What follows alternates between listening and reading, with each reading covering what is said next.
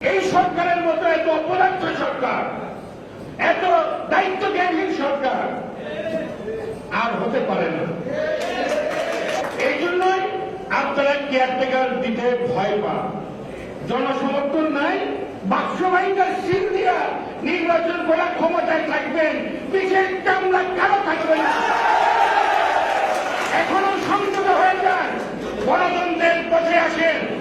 এই গণতন্ত্র প্রতিষ্ঠার সংগ্রাম করতে গিয়ে পাকিস্তান ভেঙে আমরা বাংলাদেশ সৃষ্টি করেছি।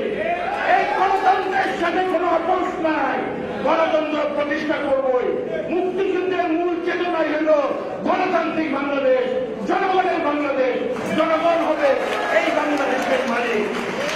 জনগণের মালিকানা ছিনিয়ে নেবেন,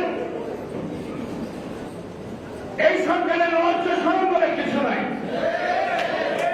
আমি বুঝি না, শেখ হাসিনার নেতৃত্বে যারা কেয়ারটেকার সরকারের আন্দোলন করে সারা দেশকে তছনছ করে দিয়ে এই ব্যবস্থা প্রবর্তনে সবচেয়ে বড় ভূমিকা রেখেছিল, তারা আজকে ভোট চুরি করার জন্য আজকে জনগণ থেকে বিচ্ছিন্ন হয়ে যাওয়ার কারণে আবার সেই কেয়ারটেকার ব্যবস্থা বাতিল করে দিতে পারে।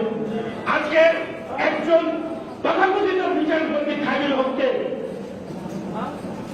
দিয়ে এই একটা ফরমাশি রায়ের মধ্যে দিয়ে আজকে এই কেয়ারটেকার ব্যবস্থা বাতিল করলেন। আপনারা মনে করেন আমরা বুঝি না? এই হাইকোর্টের 2টি বেঞ্চে 5 জন বিচারপতি এই কেয়ারটেকারের পক্ষে রায় দিয়েছিল। আবার কেয়ারটেকার ব্যবস্থা বাতিলের রায় দিয়েছেন। এই রায় আমরা মানি না, কোনদিন মানব না। যতদিন পর্যন্ত কেয়ারটেকার প্রতিষ্ঠিত না হবে, ততদিন পর্যন্ত রাজপথ থেকে শহীদ রাষ্ট্রপতি জিয়াউর রহমানের আদর্শের একজন সৈনিক রাজপথ থেকে চলে যাবে না। এই আতঙ্কিত সরকারকে আরেকটু ধাক্কা দেওয়া লাগবে। সেই জন্য আমাদের সকলকে সুসংগঠিত হতে হবে।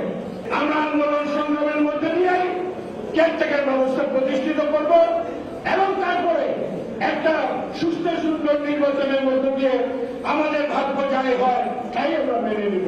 এটাই হল আমাদের আন্দোলনের মূল কথা।